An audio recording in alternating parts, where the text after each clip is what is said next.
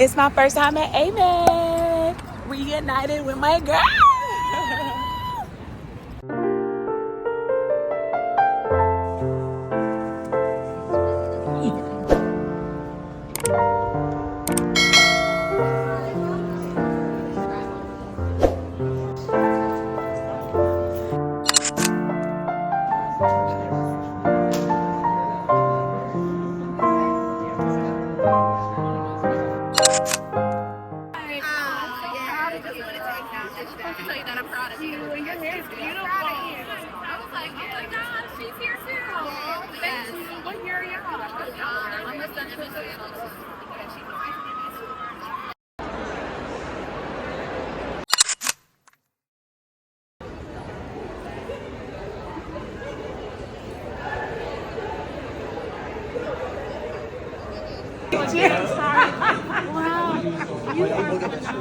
Oh, thank you.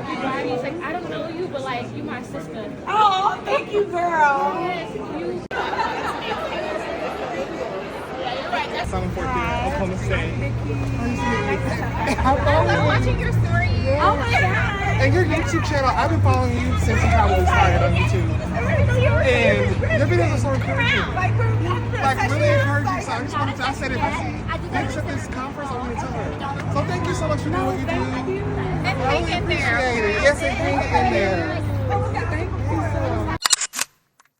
First thing first, y'all. This is my first time being at AMEC, and I'm having a blast. It is day one, Thursday, April 17th, and I went to the exhibitors hall where I spoke to multiple programs about, how, like, basically selling myself, or not selling, because that just sounds kind of weird, but talking about myself, my interest, and my desire to be at their program, networking. And one of my friends went to speak to Stanford. Y'all know me, Chicago born and raised. I'm trying to eat, sleep, breathe Chicago, not trying to leave. I'm trying to be here for residency, right? And yeah. So I was speaking to this resident, or actually they're an attending now, a pediatric anesthesiologist. And he was connecting me with someone for my desired specialty. And I'm just like, this is what it's all about. And we were just talking about life. So that was nice. Also, I went to a session on talking about matching and the things that we need to do as rising M4s, and like talking about what's important for you when you're applying, whether that is geography, curriculum, community-based, or academia, and research, all these things. And it was just like very, very informative. If you are dual applying, which I'm not, but be sure that you double check those letters when you send them in a personal statement, because you don't want no smoke. But the best part, or my biggest highlight of the day, was all the people who came up to me saying they recognized me from YouTube or Instagram or TikTok, and the genuine love and support from a lot of faceless people online, and like seeing a face in person. It was very heartwarming, and I literally was almost brought to tears at several points. The things that people say, like, it's very easy to highlight the bad stuff, but there's so many who have told me that I have inspired them, or what I'm doing is inspiring. And I'm just a girl from the south side of Chicago, recording my journey, talking about my life. Like, this is no fallacy. It's the real deal, and it's me. And just to know that what I'm going through and what I'm experiencing has reached someone and touched them is beyond what I could have actually ever imagined. And I'm just grateful to do what I do, and to do it and be authentically me. So I'm gonna get ready for some mixers tonight, and I'm supposed to go out tonight too. Pray for me, because I'm tired and I'm an old woman. But yeah, more to come from AMEC 2025. A medical student / and resident, as you guys currently are.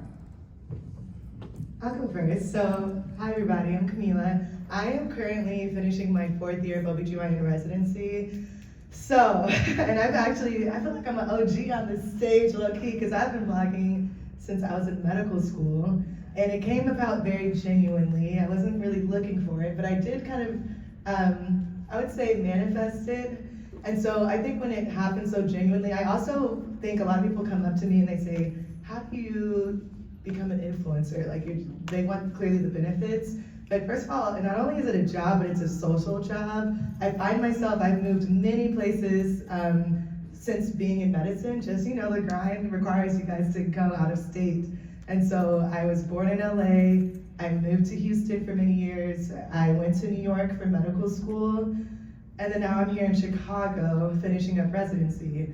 And so in all of those different places, I found myself really developing networks and just trying, because you have to. How are you gonna survive when you're trying to get through this journey alone? So when you get on social media, it becomes something that is an extension of you already building your social network. And then if you come across authentic and genuine, it really is an extension of that. So I think some people are forcing themselves to be online because they're really not social in real life. Or you can be niche on social media, but you just have to make sure that you're staying true to yourself. I think I grow my social media because I don't feel like it's an extra, like, added job. It's really natural to me. I like to talk about certain things, and that's when I'm gonna pick up my phone and record. That's how I've been able to do it, just not making it too much outside of myself and not stretching myself too much. But for me, I always say, if it hadn't been for the COVID pandemic, I probably wouldn't have started creating content. I was, in my first 2 years of medical school, we were basically entirely online. And so I found myself having a lot of extra time where we weren't in clinic or we weren't in classes in person. And so I had extra time to do other activities. And everyone at that time was on TikTok. And so that's really how I started even posting. I was thinking back to like my first video, and there was this trend on TikTok where you transform into something that you look like with this specific song in the background. And people, this is not true because I'm short, but people always said I looked like Dr. Burke. And I was like, okay, I don't see it, but I know, everyone was just like, thanks. I was like, there's no way I look like Dr. Burke. But I did the trend, transformed into him, and there was like over 100,000 views in like 24 hours. And I was like, that's crazy. This is a way to connect with people online in a way that I didn't even realize was possible. And so I just started creating fun videos at first. And it was really easy because I was already online. I was spending time doing it. But I had time to really carve out and figure out when's gonna be my social media time, when's gonna be my me time, studying time. When I came out of the pandemic, it became a lot harder to balance both of those things. But I actually created a schedule for myself. And so I was literally getting up at 4 a.m. every single day, no matter what day it was, before rotation started. I would do my research, write my script, try and record my video. Sometimes I'd look bleary-eyed in the morning. I'd be like, damn, I'm kind of recording this again later. Then, like, during lunch, I would edit my video, and then I would post it in the afternoon. And I did yeah, that was the formula. Like, I did that every single day. And then sometimes I'd be like, I was actually just talking to someone who said, oh, we invited you to come speak at this event. You had literally just gotten out of a surgery and like ran to like a room and like spoke to us after that. But literally it was like trying to find little pockets of time where I could have downtime, and it was not easy. But I think the key was first figuring out how I was gonna separate out social time versus what was gonna be my creating content time. And then like making sure that I stuck to that schedule so that school came first always, but then also having that time for other things that I found I was passionate about. For me, I started social media in 2018. I was actually a YouTuber at first. And it was really just to be like, hey, I'm here in college, I'm a pre-med student athlete, like it's possible, because everyone was telling me it wasn't possible to be able to do sports and be pre-med. So I was like, I'm just gonna vlog how my life is, And that's how it started. It literally, like she was saying, you just have to be authentic. And I wasn't going at it like, literally when I made a YouTube back then, I remember the academic advisors, I went to Rice University, they were like, Erica, there's no, like NIL didn't exist. So they're like, I'm scared, like, are you gonna be eligible if you're making this YouTube? I'm just like, just chill, And so I just started it just to be a vessel of representation of like from an athlete perspective, but still in medicine. And from there, it just kind of grew. I think I have a different perspective as well too, because I didn't feel an urge to have to, educate at first. I almost was wanting people to just learn by watching my life. And I think that actually worked out well for me, because a lot of people would be like, hey, I saw how you studied after practice or studied while on the flight to your game. Like, I tried that too, and it actually helped, and I wasn't sleepy, and I was able to perform well when I played. And so I was like, okay, cool. Like everyone has their niche and how they do it. And I'm fortunate that I have older sisters. They're amazing. I don't know if y'all watch sports, but you know, #1 draft picks in the WNBA, like they're ESPN analysts, like they're doing some huge things. And so I was able to kind of learn from them how to present yourself when it comes to media, but at the same time to still be authentic and to have your story. And so I'm fortunate that I was able to do that through them. And of course, I just kept vlogging at the Olympics, and that was crazy. And I think it's cool now because you saw in the Paris Olympics, almost every athlete had a TikTok. I was one of the first ones. Yes. Me and Alona, probably the rugby player, we were probably the first two to do it. And so it's really just been fun. It's been authentic, and I think I've kind of let the authenticity drive me versus me try to drive the direction I want it to go, which is weird. I think as now, you know, you're more developed as an influencer, like you said, you have brand deals, deliverables. You now can drive it how you want to, especially now that you have an MD behind your name. You know, people are gonna try to come and get you to do certain things, and you have to have that discipline to know what is right, what is wrong, how you can still be authentic even with your medical degree. And so I've now been driving it, but it really just started off vibing and being authentic, which is really cool.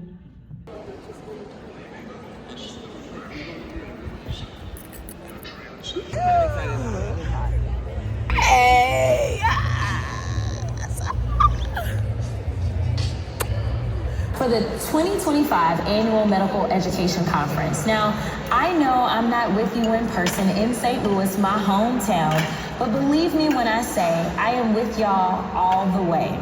And I'm so proud of the brilliance gathered in this room. You all represent the very best of what this country should be: smart, passionate, purpose-driven leaders stepping into one of the most sacred callings there is, medicine. But I also know the truth. Y'all aren't just studying for exams or learning how to save lives. You're also carrying the weight of a system that, let's be real, was never designed with folks like us in mind. And now it feels like the attacks just keep coming. We've got people introducing bills that are straight up trying to erase diversity from our medical institutions. We've got state legislatures slashing DEI funding, undermining public health, and doing everything in their power to roll us back to a time when they tried to make us think that our voices, our work, and our lives didn't matter. Well, I've got news for them. We're still here. Period. And we ain't going nowhere. I know that's right. Because y'all are the future of medicine. And not just medicine as usual, medicine that's rooted in equity. Medicine that says Black and brown lives deserve care, compassion, and competence. As a member of Congress, I came to DC to disrupt business as usual and to make sure the people who've been counted out for far too long are finally counted in. That means protecting DEI. That means fighting to expand access to healthcare. That means defending the right for you to show up fully in your white coat, in your truth, and in your power. All right, day 2 is almost done. And gonna go to some mixers just now. I'm about to head to my room and get about these clothes though. It was a great day though. Lots of networking, lots. That was cute, Tyler. Look up anti-cheese. So many mixers going on our way to University of Chicago mixer. Gonna stop by here and then gonna run to Northwestern's mixer. And then there's like the graduation, I think, for the M4s tonight where they get their stoves to celebrate matching and all that jazz and becoming doctors. So yeah, eventful, but I'm out the suit, which is very nice.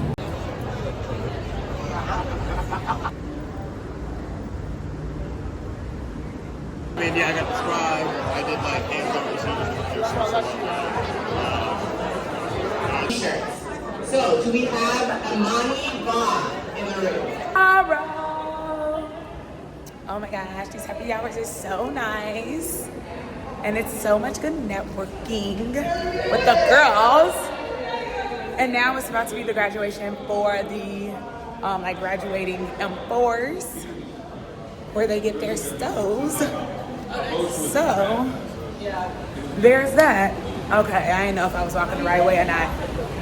But yeah, y'all, it's been like a really, really good day. This quality right now is bad. This lighting is off. Woo!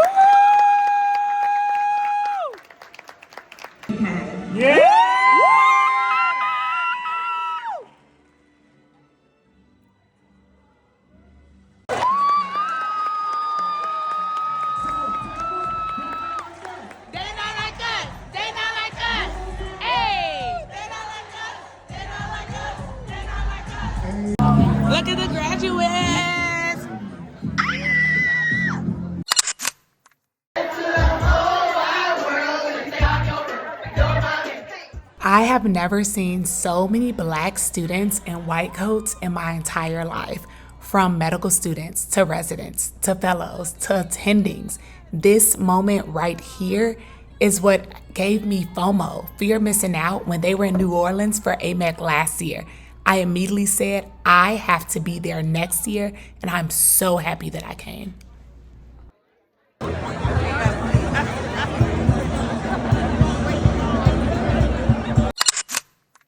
It is all over and I am going home.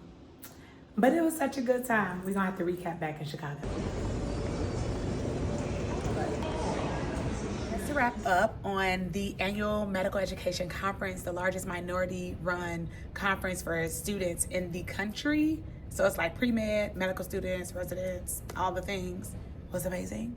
I will never miss another one if I can afford it, or if I can, why is the phrase not coming to me, but I won't miss another one. It was that amazing. Made great connections, networking with someone who's the past president of the National Medical Association, which is the largest Black physician association in the country. And that was good. Seeing all the people who are part of the Made It to Medicine family, I love y'all. I love y'all down. I love y'all deeply, because I'm really just a girl from the south side of Chicago telling my story online so that other people, so we can get rid of the stigma of isolation and failure and guilt and shame. That don't help nobody. So I just tell it so that y'all could become a little bit more comfortable if you find yourself in the same circumstances, the same situations, because it doesn't mean that you're less than. You just got to figure out another way to accomplish and achieve your goals. So thank you to everybody who came up to me at AMEC and gave me a hug, gave me a high five, took a picture with me, or just talked to me. Y'all mean so much to me, and I'm just really grateful for this community that I have created. Shout out to my mother for telling me to create this platform, because y'all girl is real private. I'm not shy at all. I'm a people person, but I'm very private. I planned on popping out and saying I had gotten accepted to medical school once I graduated from medical school, and be like, oh yeah, by the way, call me doctor, because I'm done. I never ever planned all of this to highlight my successes and my failures and my struggles and all the times in between. But I'm so happy that I have, and I am looking forward to continuing to do this moving forward.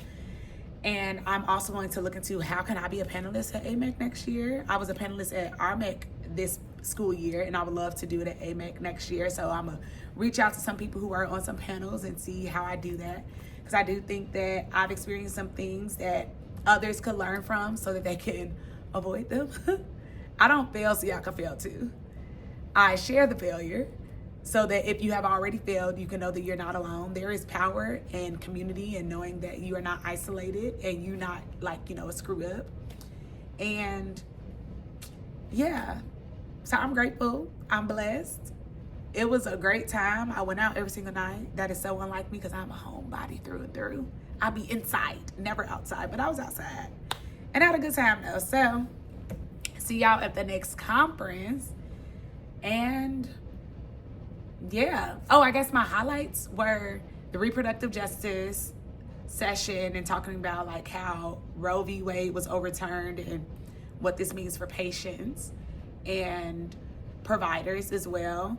Something I wish they wouldn't have done, they had all of the obstetrics sessions at the same time. Like if you want to do the simulation of delivering a baby, it was at the same time as the reproductive justice and the same time as the maternal mortality rate. And I believe they actually had Black pregnant moms or Black moms in the room who had just given birth or whatever. I didn't get to see that. I love firsthand, like primary sources. I love hearing from people who've experienced things.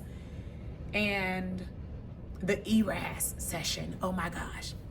There was a 4th year student who went through the entire application process. The way I have my MCAS application online for my application getting into medical school, residency application is very similar and also extensive. I'm just like, oh my gosh. You can combine activities. I think for MCAS and Nokomis, you get 15 spots. For ERAS, you get like 10. So luckily, somebody told me first year to make a running list of all the things you've done. So I've consistently updated my CV, my curriculum vitae, so that I'm not scrambling at the last minute I've been saying for months I was gonna work on my personal statement. I have not worked on my personal statement. I'm going to work on my personal statement because I need to get it together. And that lit a fire up underneath me. Like, that was probably the best session, hands down. Room was a standing room. Like, all the seats were taken. People sitting on the floor, all the way in the front. Like, it was a fire hazard. Like, we had to go all the way to the front or stand all the way in the back. It was a lot, but it was very, very helpful. Going to some interest groups, going to the activities fair or the exhibitors hall, talking to residency programs to see what's important to me for my future training as a resident. I'm learning as I go, and yeah, I have a new top program that I want to be in. I'm just like, okay, I thought I wanted to be at this place. And also just understanding that if I can't get everything in my program, that's okay. There are still other avenues or other ways for me to access the resources needed to become informed as a physician. And shout out to my friends that came to see me, like a PM&R, physical medicine and rehabilitation doctor. My line sister is an emergency medicine attending. My friend is a podiatrist, PGY1. And I'm just like, love y'all down, love y'all down. And I just had a good time and can't wait to go back. And if you are willing, available, and able, I think you should meet us in Pittsburgh next year for AMEC. All right, bye y'all.